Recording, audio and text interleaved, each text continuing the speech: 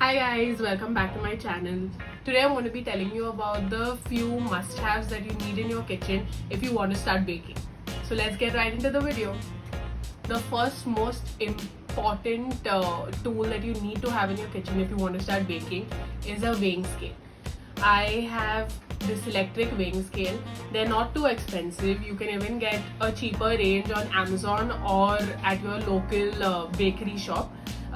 This is really important because you need to weigh your ingredients right to the T, because baking is a science. You need to have the exact amount so that you get the exact product. The second item is a mixing bowl.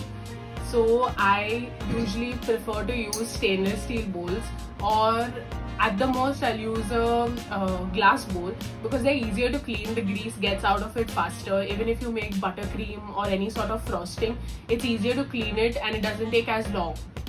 This stainless steel bowl is part of my KitchenAid, but you can also get freehand stainless steel bowls from a regular shop. The third item is a sieve. This is also very important because usually when I sieve my products, there's a lot of cocoa and all that gets, they have small bits and it doesn't go through properly, and then it can end up, as bigger bits inside your cake. So it's always good to sieve all your ingredients through first. The next item is a pack of measuring spoons. I have the most basic one over here, which has 1 tablespoon, 1 teaspoon, half a teaspoon and a quarter of a teaspoon. You get smaller ones as well if you want 1/8 of a teaspoon. These are very important when you're measuring your baking soda or your baking powder. The next very crucial part is to have a mixing stand. If you're just starting out, you may not need such a big heavy duty mixing stand, but for someone who wants to start a home bakery or something like that, this is really important. It helps you so much. It makes your baking much easier.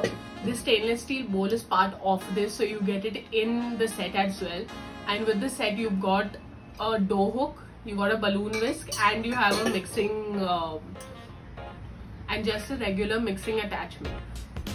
If you're not so into baking right now, or maybe you're just starting off and you don't have funds to buy such a big stand mixer, you can always go for a hand beater like this. You've got your mixing attachments here. Some of them even come with dough hooks, so you can use it for that as well. This is a basic Phillips hand beater. And for even more basic use, you can also use just a plain balloon whisk and it will do your job just as perfectly. Another important part in your baking is to have some baking tins. So here I've got just some plain round tins. I prefer using these aluminium ones compared to the non-stick ones because I do feel that some of them, if they're not as good quality, the non-stick base starts to come out into your cakes. So I prefer using these. You can get these anywhere at your local bakery store or maybe a famous shop called RF. The next item is spatulas.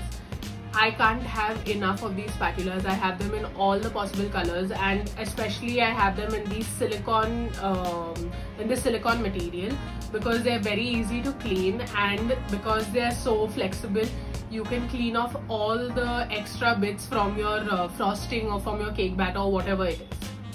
The next item is your oven. For people for more basic use, can use their microwave as well. I have never tried using my microwave, but I know that you can use your microwave. I have a standalone OTG oven from Morphy Richards, and I find it very easy to use. So if you're looking for a brand that you need to buy, I feel Morphy Richards has been really good for me. The next item is to use some heavy duty mittens. I have these mittens which have sort of a silicone layer on top, and then there's a puffy base as well, so that you don't get burnt while removing it. So when you need to remove your hot tins from the oven, this is a good way to use it. And if you don't have mittens or you don't want to buy mittens, you can always use your regular home tongs. These are good enough to pick up your tins from the oven. one of the most common items that you should be using in your baking is parchment paper or baking paper. It makes it so much easier to remove your cakes out of your tins, and you don't end up with broken cakes or trying to push your cakes out of your tins. So I buy these extra big packs of baking paper, and I cut it according to my size, whatever I need it for, whether I need it for a circular tin or a square tin, whatever it is. Now, assuming that your cake is all baked and done, another thing to remove your cake out of your tin is I use a palette knife. It's a flat knife which you can just slide through your tin and remove your cakes out. And I also use it for decorating my cakes, for spreading on my frosting, or just cleaning up my frosting on the sides, or making a flat look on the sides.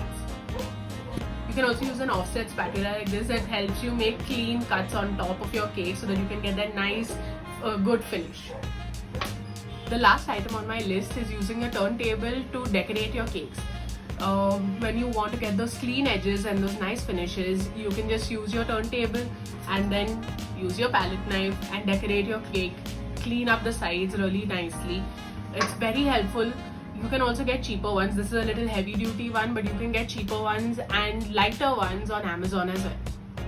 I hope you found this video helpful, and hopefully you can start your baking journey as soon as possible. If you like this video, then please like and comment down in this comment section below.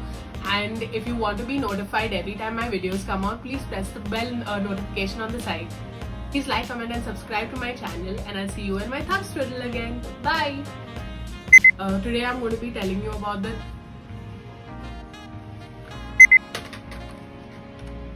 Derek, what's next? The third item, the next item is a